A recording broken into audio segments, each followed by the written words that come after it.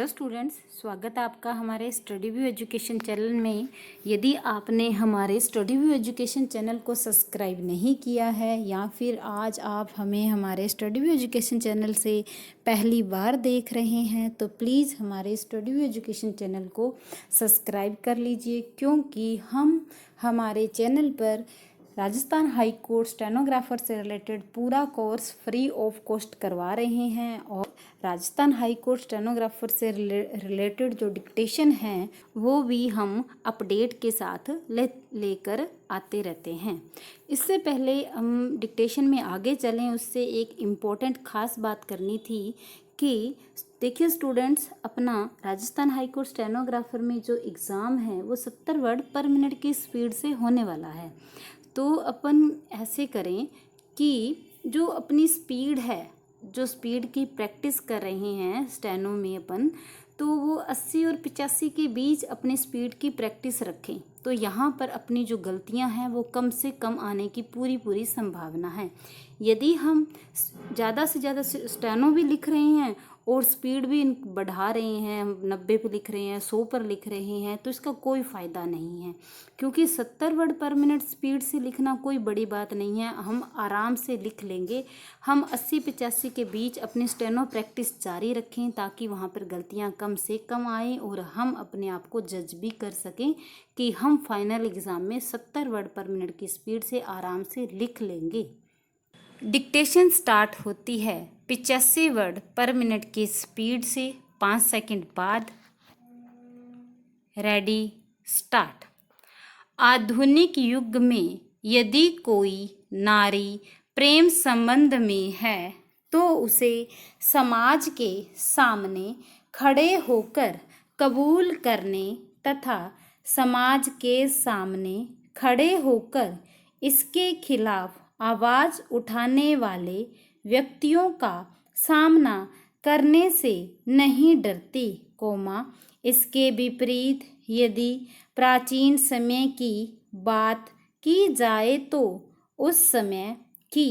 नारियां केवल अपने माता पिता के द्वारा चुने हुए व्यक्ति से ही प्रेम संबंध बनाती थी और उन्हें अपना जीवन समर्पित कर देती थी, इसके साथ ही उस व्यक्ति के खिलाफ कभी आवाज़ नहीं उठाती थी, लेकिन आज के समय में अपने मन चाहे वर से जहाँ प्रेम करने का साहस लिए हुए महिलाएं खड़ी होती हैं, वहीं शोषण व अत्याचार करने वाले लोगों के खिलाफ तो अपनी आवाज़ भी बुलंद करती हुई नजर आती है। पैरा, वैदिक काल से लेकर आज से करीब 50 या 100 साल वर्ष पूर्व सामान्य परिवार से लेकर राजघराने तक की लड़कियों को शिक्षा ग्रहण करने का अधिकार प्राप्त नहीं था, लेकिन आज अच्छे घरों की लड़कियां तो उच्च शिक्षा प्राप्त करती ही है, इसके साथ ही एक सामान्य परिवार की लड़कियों को भी शिक्षा ग्रहण करने का अधिकार प्राप्त है। पैरा, आज़ादी प्राप्त करने के लिए भारतीय नारी की शिक्षा एवं रहन सहन पर भी ध्यान दिया गया, इसका परिणाम यह हुआ कि नारी भी पुरुषों के समान डॉक्टर, वकील, जज, मंत्री,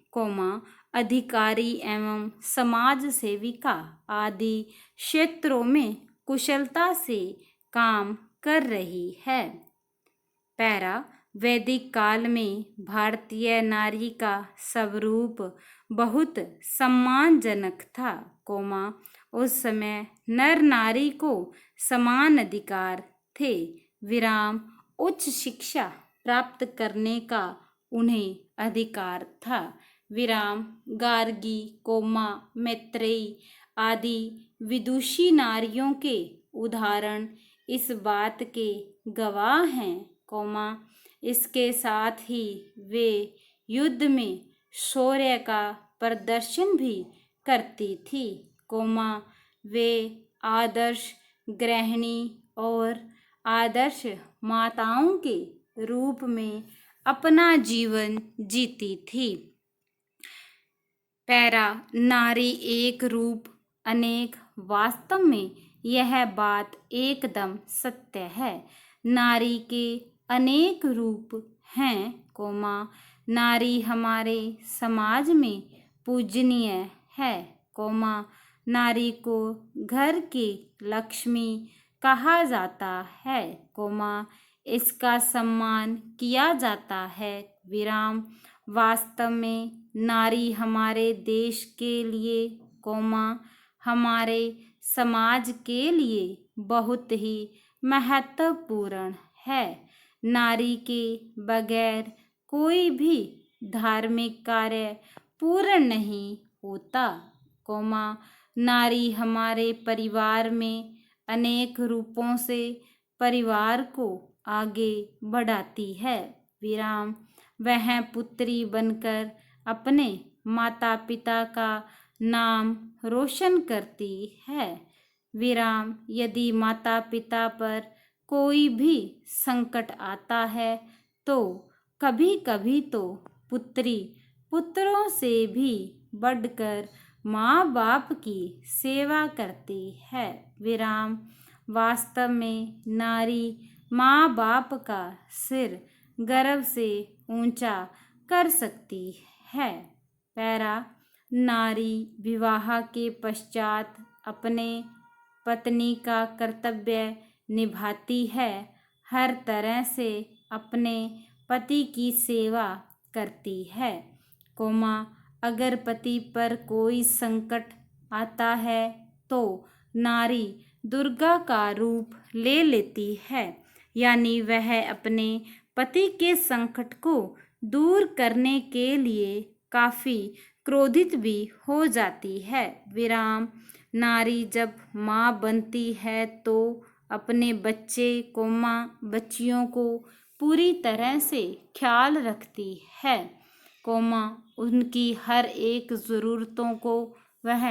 पूरा करती है, वह ज़रूरतों को मन से ही पता लगा लेती है और अपने माँ का हर एक कर्तव्य निभाती है, जब बच्चों पर कोई परेशानी आती है तो माँ उस परेशानी को खुद अपने ऊपर ले लेती हैं और हर तरह से अपने बच्चों के प्रति अपना कर्तव्य निभाती है, पैरा वह अपने बच्चों को पालती है,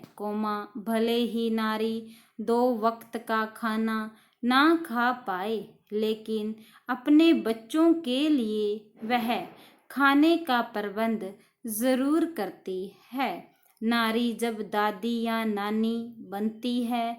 तो वह अपने बच्चों का ख्याल भी अपने बच्चों की तरह ही रखती है,